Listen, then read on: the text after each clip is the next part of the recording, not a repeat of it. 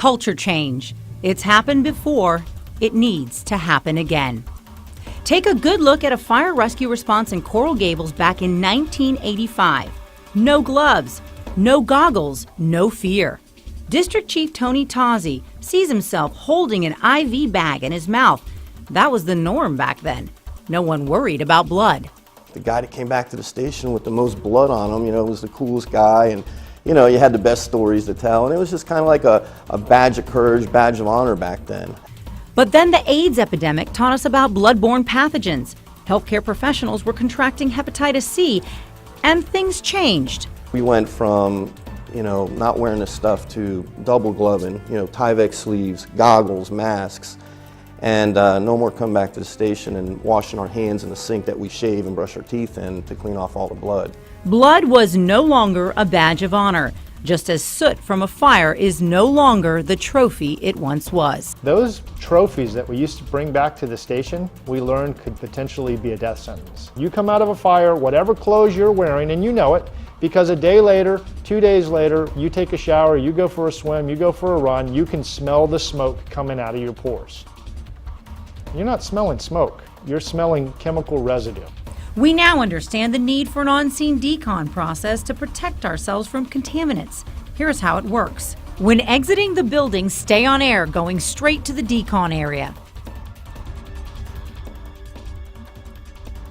The engine driver should set up a decon line with low pressure water from a clean source and mark it with a green cone.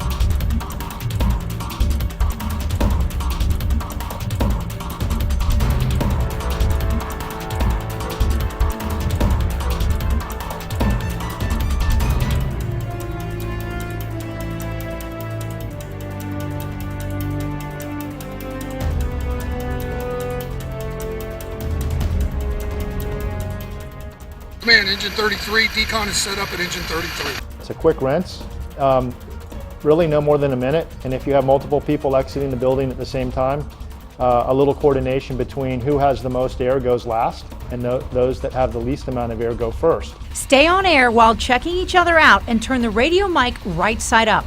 And make sure there are no areas of the gear where water could get inside the inner lining. Avoid getting water in the top of the jacket near the neck, only spraying below this area. Do not spray the head, neck, or helmet area at all. The firefighter being rinsed should keep his arms up with his hands out to prevent water from getting in anywhere.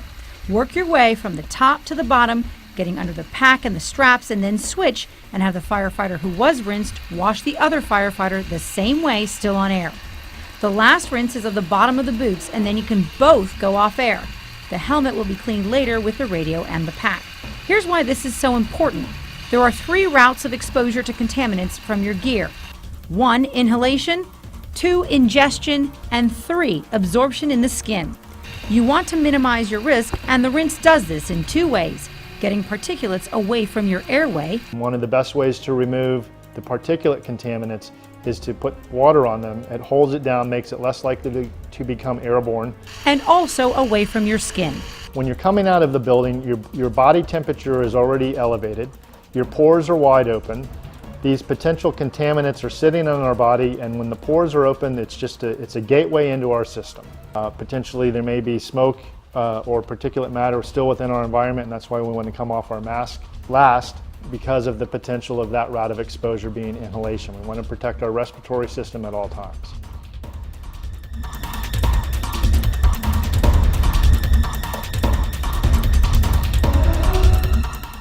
After the decon rinse and before going to rehab, the firefighters should doff their gear, placing everything on the ground or a tarp.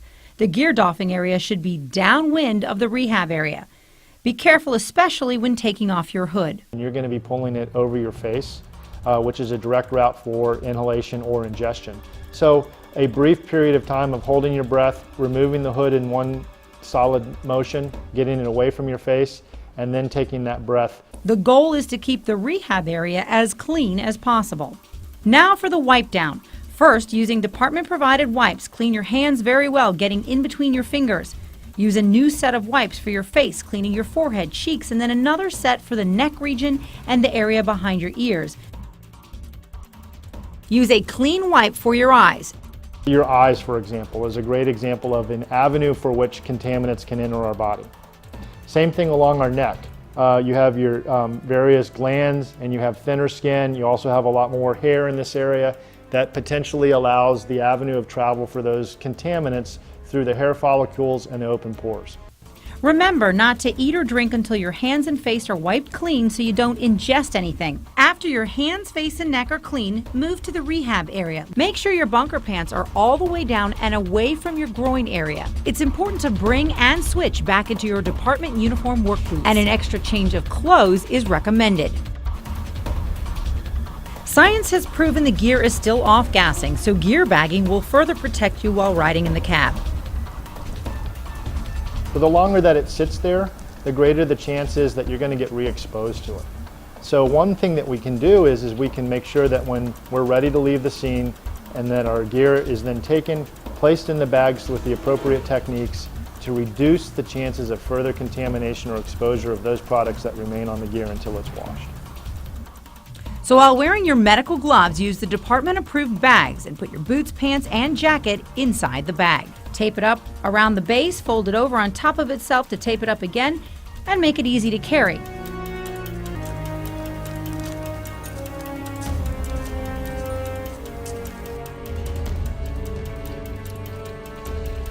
The hoods will go to the DC vehicle for a hood swap. The helmet, pack, and radio will get the final wash down.